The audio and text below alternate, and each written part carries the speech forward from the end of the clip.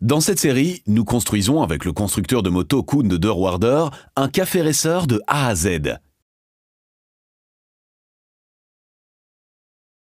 Dans les émissions précédentes, le carburateur a été entièrement nettoyé et révisé. Entre-temps, Koen a aussi commandé sur un site web toutes les pièces dont nous aurons encore besoin pour la révision de la moto. Et notamment quelques pièces pour l'étrier de frein. Entre-temps, j'ai donc toutes les pièces qu'il me faut pour monter à nouveau l'étrier de frein et le réviser. L'étrier de frein et le collier d'étrier de frein qui ont été passés au laquage en poudre d'une part, et d'autre part ici, un set avec un nouveau piston et des joints. Et puis cette nouvelle plaquette qui ira dans le piston pour éviter que les sabots de frein couinent. J'ai ici aussi encore toutes les pièces originales de quand nous avons démonté l'étrier. J'ai aussi commandé directement une nouvelle pompe de freinage. Les sabots de frein y sont également, et voici la pompe de freinage.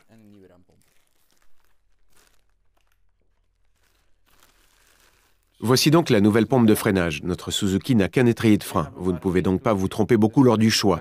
Imaginons que vous ayez deux étriers de frein, avec donc plusieurs pistons. Vous devez alors faire attention à ne pas acheter une pompe de freinage plus petite que l'originale. Sinon, elle ne pourra pas fournir suffisamment de pression de freinage et vous ne pourrez donc jamais bien freiner. Vous devez absolument en tenir compte. Mais pour le moment, nous n'avons pas besoin de la pompe de freinage. Cependant, un petit mot d'explication vaut tout de même la peine.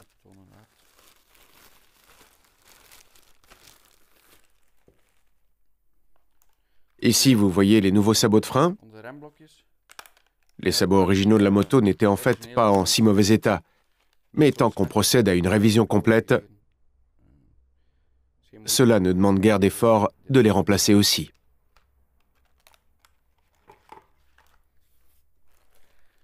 Ici, j'ai le set avec le piston et tous les joints toriques dont j'aurai besoin. Et vous voyez que ce set vient de chez Suzuki. C'est le plus facile, car vous êtes ainsi certain que tout s'ajuste bien.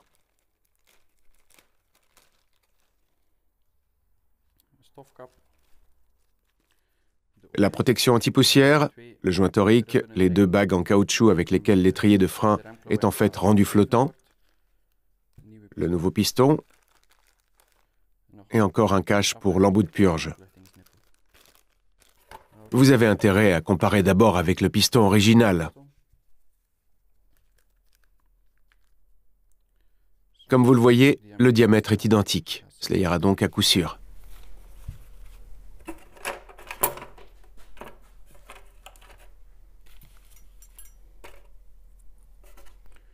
J'ai aussi ouvert l'exploded view de l'étrier de frein car cela fait évidemment un moment que je l'ai démonté.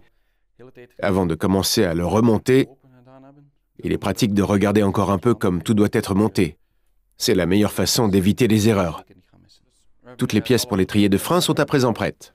Je vais commencer par monter le nouveau piston et tous les joints dans l'étrier de frein. Celui-ci a bien sûr été grenaillé. Je souffle donc d'abord bien dessus, afin qu'il ne reste pas de grains ni de saleté. Faites ceci soigneusement, car sinon, vous aurez des problèmes par la suite. Passez encore une fois avec une petite pointe à tracer dans le logement où doit venir tout à l'heure le joint torique pour qu'il soit bien propre. Ça ne peut pas faire de mal non plus, ça.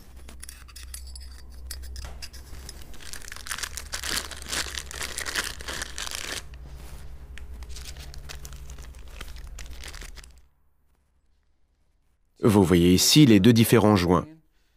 Je dois d'abord placer cette bague dans l'étrier, puis la bague à poussière suit sur le piston. Ici, il est très important de graisser un peu les pièces. Cette pièce est emballée avec un peu de graisse. Cela se voit à mes doigts. Elle est protégée dans la graisse car sinon elle souffrirait. C'est encore une pièce originale. Elle a donc déjà plus de 20 ans. Je vais d'abord la nettoyer un peu, puis j'ai ici une pâte spéciale pour piston de frein. Vous devez absolument utiliser ce type de graisse et rien d'autre, car cette graisse n'attaquera pas votre caoutchouc. Elle est spécialement prévue pour les freins et les pistons hydrauliques, et je l'utilise donc pour cela. Je commence par la bague d'étanchéité. Celle-ci a par ailleurs aussi deux fonctions. Elle vient ainsi autour du piston et évitera donc que de l'huile de frein sorte, mais aussi que de la saleté n'entre. Si vous ne remplacez par exemple que vos sabots de frein, il est très important de pousser à nouveau le piston de frein dans l'étrier. Il est encore plus important de nettoyer d'abord la partie dépassant du piston, car sinon, vous pousserez toute la saleté ici entre. Votre piston ne pourra alors plus bouger correctement et vos freins commenceront à traîner. Donc, lorsque vous poussez à nouveau le piston dans l'étrier, vous devez toujours tourner autour, par exemple avec un bout de toile ou un bout d'essuie-main, et nettoyer le bord. Et puis seulement repousser le piston. Nous avons juste nettoyé un peu, mais on voit déjà bien la différence entre ce piston et celui-ci. Si vous deviez vraiment y enfoncer de nouveaux sabots de frein, il faudrait nettoyer encore mieux. Et aussi, si la pompe de freinage est encore raccordée, il vaut mieux freiner encore un peu afin que les pistons sortent encore un peu plus. Vous pouvez ainsi nettoyer ce bord complètement et y pulvériser un peu de nettoyant pour frein. Ainsi, vous serez sûr. Si vous ne pouvez pas repousser les pistons à la main, cela signifie qu'il y a un souci. Vous devez alors les sortir. Cet étrier peut par exemple s'ouvrir, et vous devez alors sortir les pistons et les nettoyer complètement à l'intérieur. Si vous arrivez à les enfoncer simplement après les avoir nettoyés, vous êtes sûr qu'ils sont propres. Vous prenez donc d'abord un peu de graisse pour frein. Il ne faut pas non plus exagérer. Il suffit de les graisser un peu et vous pouvez les monter dans l'étrier de frein.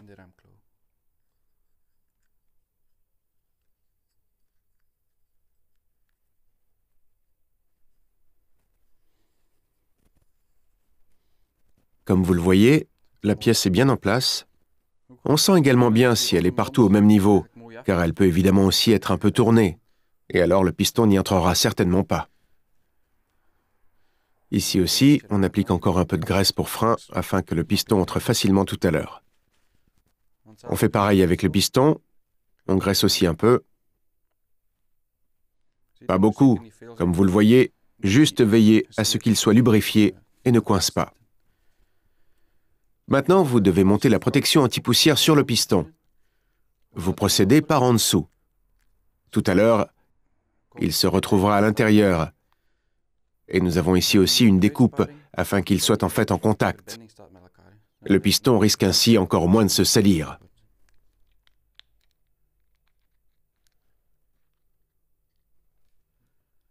À présent, vous poussez prudemment l'autre côté de la protection anti-poussière dans la découpe de l'étrier de frein.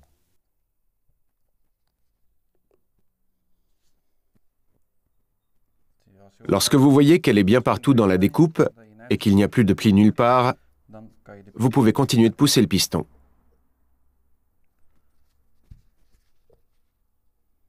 Si vous remarquez que cela ne se fait vraiment pas facilement, vous avez intérêt à recommencer simplement, car c'est qu'il y a eu un souci quelque part. Voilà, vous voyez que la bague se met bien en place toute seule, donc en cas de pression de freinage, le piston sortira et la protection anti-poussière suivra. Il n'y a ainsi plus que ce bout de libre. Vous pouvez pousser le piston à fond jusqu'au bout et cette pièce est alors prête. La seule chose que je vais encore enfoncer ici, c'est cette bague.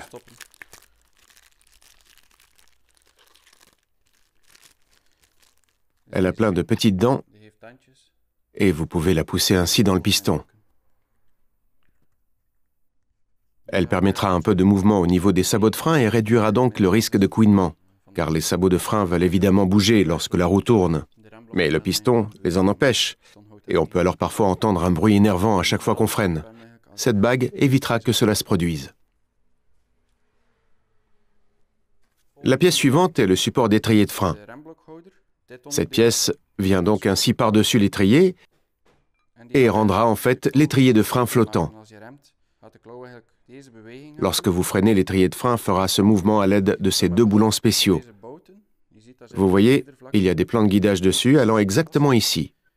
Je les nettoierai aussi en profondeur tout à l'heure, et dans le set, il y a également de nouveaux joints pour cela. Ce sont les anciens joints avec les supports et à côté les nouveaux. Cette pièce a aussi été passée au laquage en poudre. Mais vous voyez ici, dans la bague où les caoutchoucs se retrouveront par la suite, il y a tout de même un peu de laque en poudre. Je vais d'abord l'éliminer avec une petite brosse métallique. J'utilise pour cela une brosse métallique. Je porte toujours des lunettes, mais si vous n'en portez pas, portez bien des lunettes de sécurité, car vous n'avez sûrement aucune envie de vous retrouver avec ces poils d'acier dans l'œil.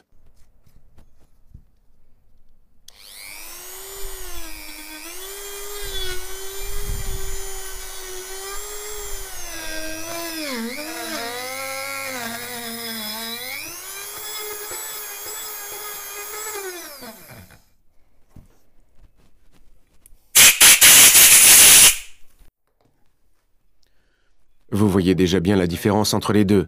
Ce bord est déjà propre et ici, vous voyez encore un peu de lac en poudre. Je vais l'éliminer de la même manière.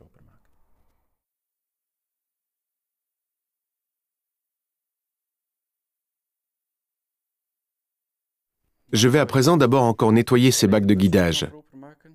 Celle-ci n'est pas encore en trop mauvais état, mais l'autre est vraiment très sale. Et il y a normalement de la graisse dessus pour garantir un bon guidage de l'étrier de frein, mais si je la remontais ainsi, j'aurais évidemment des problèmes par la suite. Je regarde si je peux simplement la nettoyer avec du papier. Celle-ci est déjà bien rouillée. Je passe donc la brosse métallique dessus.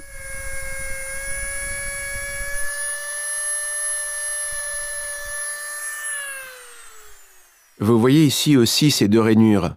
Il ne peut plus rien y avoir dedans car elles servent à garantir la lubrification en entrant et sortant. Il faut donc bien aussi les nettoyer afin que de la graisse puisse s'y retrouver à nouveau. Maintenant, encore dégraisser avec un nettoyant pour frein et vous voyez clairement la différence. J'applique un peu de pâte pour frein et je vais d'abord contrôler, vu qu'il y avait encore un peu de lac en poudre, si tout rentre toujours bien ou pas. Si cela ne va pas, je devrais encore éliminer un peu de lac en poudre avec la brosse métallique.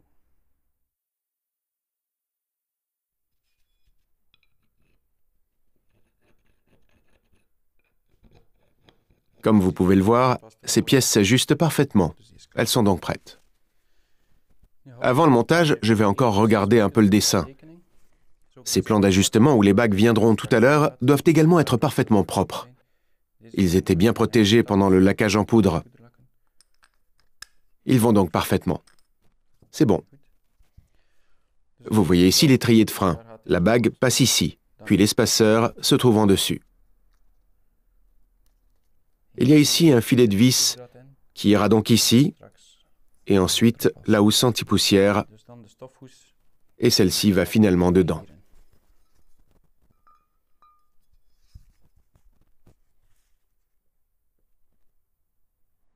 Il faut aussi graisser un peu le filet de vis. Vous pouvez également utiliser de la graisse de cuivre, mais je travaille pour le moment avec celle-ci.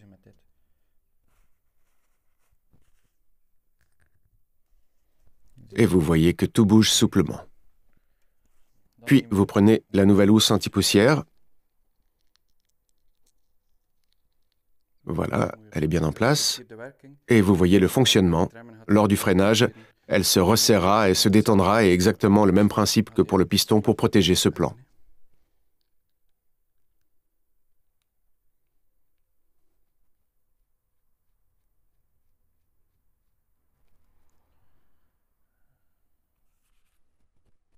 On peut aussi appliquer un peu de graisse pour frein ici dans cette découpe.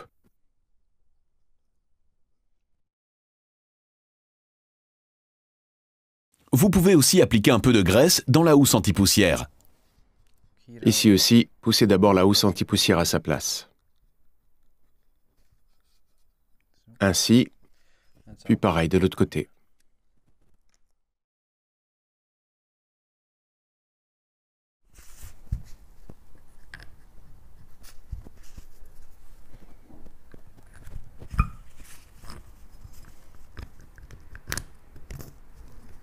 Maintenant que je suis sûr que tout fonctionne bien, je vais d'abord à nouveau démonter pour pouvoir mettre les sabots de frein en place. Je peux donc sortir l'étrier de frein. Vous voyez ici les deux plans entre lesquels les sabots de frein seront suspendus par la suite. Pour cela, il me faut également ces deux pièces. Elles feront en sorte que tout soit un peu serré et maintiendront les sabots de frein en place. Je vais d'abord vite essayer un peu et regarder. Vous voyez que cela ne s'ajuste pas bien. J'arrive à les rentrer, mais tout est trop serré.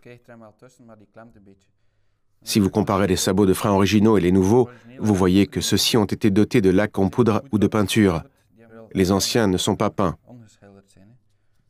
Je vais donc devoir poncer ce bord. Et sur le support aussi, ces plans ont été dotés de laque en poudre. Je vais donc devoir ici aussi éliminer la laque en poudre afin d'être sûr que les sabots de frein puissent bouger librement dans le support. Je vais utiliser ici une petite ponceuse. Il vaut donc mieux d'abord mettre un masque contre la poussière.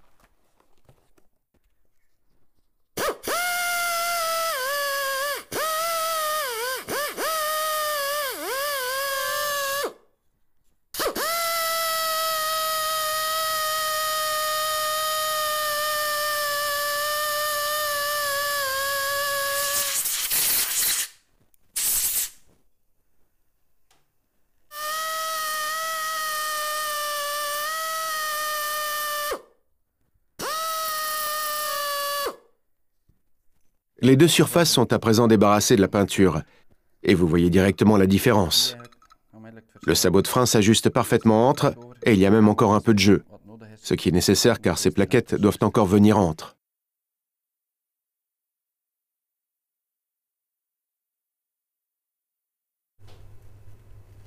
Sur ces plans, j'applique encore un peu de graisse de cuivre, car les freins chauffent bien sûr assez bien. La graisse de cuivre résiste à la chaleur et ne coulera pas non plus. Si vous utilisez une autre graisse, elle risquerait de fondre et de s'infiltrer dans vos sabots de frein. Vous perdriez alors beaucoup de force de freinage.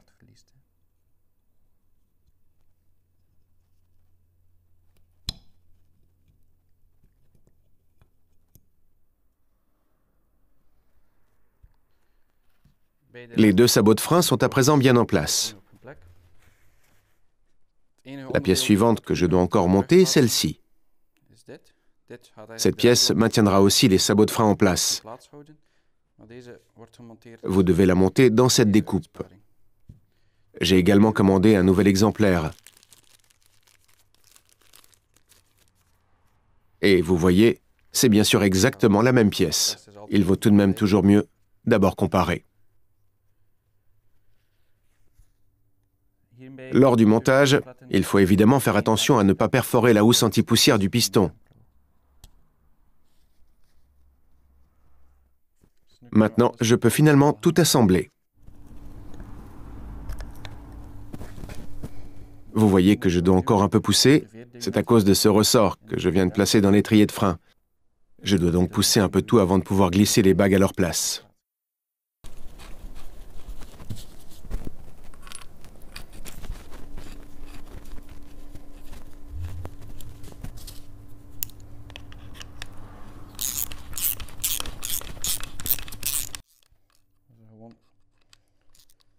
Je les serre simplement contre et je serrerai encore bien tout une fois l'étrier de frein remonté sur la moto. Vous voyez maintenant les sabots de frein en place. Avec un tournevis, je les pousse prudemment, un peu plus droit. Le disque de frein viendra ici entre, et lors du freinage, le piston poussera les sabots de frein contre le disque de frein. Nous avons ainsi un frein fonctionnant correctement. Nous nettoyons encore un peu.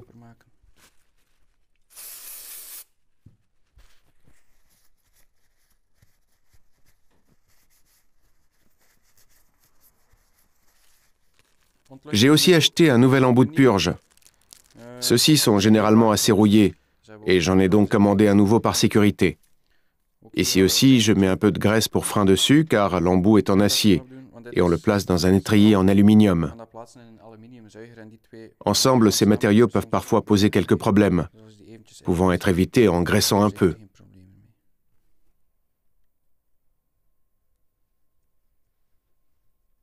Et vous voyez, une fois que vous nettoyez bien tout s'ajuste parfaitement. Je ne serre pas encore l'embout avec une clé car, pour purger les freins par la suite, je devrais de toute façon à nouveau les desserrer. Cela ne sert à rien de déjà le serrer à fond.